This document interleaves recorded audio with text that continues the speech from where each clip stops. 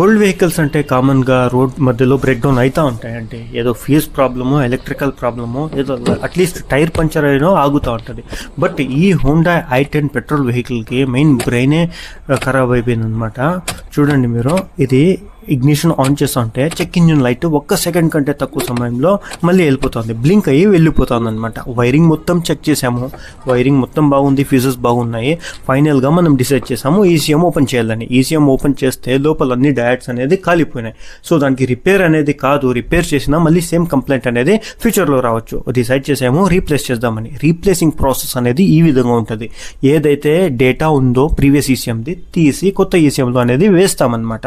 అన్నట్టు నా గురించి చెప్పడం మర్చిపోయా. నేను బేసికల్గా మెకానికల్ ఇంజనీర్, ఒక వర్క్ షాప్ అనేది మెయింటైన్ చేస్తాను మదనపల్లిలో. నా పేరు అక్రమ్ ఖాన్. సో మనం ఎలాంటి ప్రాబ్లమ్స్ అయినా సాల్వ్ చేస్తామన్నమాట, ఎదర్ ఎలక్ట్రికల్ కావచ్చు, మెకానికల్ కావచ్చు. కమింగ్ టు వీడియో, ఇప్పుడు చూడండి, మనము ఈసీఎం అనేది కప్లర్కి అయితే ఫిట్ అనేది చేసేసాము. తర్వాత వెహికల్ అనేది స్టార్ట్ చేస్తాము. ఎంత చక్కగా మనకి check engine light and including security light అనేది ఆన్ అయిపోయింది అనమాట. వెహికల్ కానీ చాలా అద్భుతంగా స్టార్ట్ అనేది అయిపోయింది. దీని తర్వాత మేము 10 to 20 కిలోమీటర్స్ టెస్ట్ డ్రైవ్ అనేది వెళ్ళాము.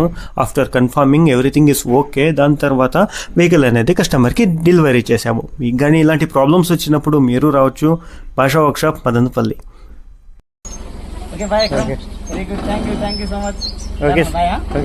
మీరు లాస్ట్ వరకు వీడియో చూసింటే మీ ఫ్రెండ్స్కి షేర్ కూడా చేసేయండి. Thank you.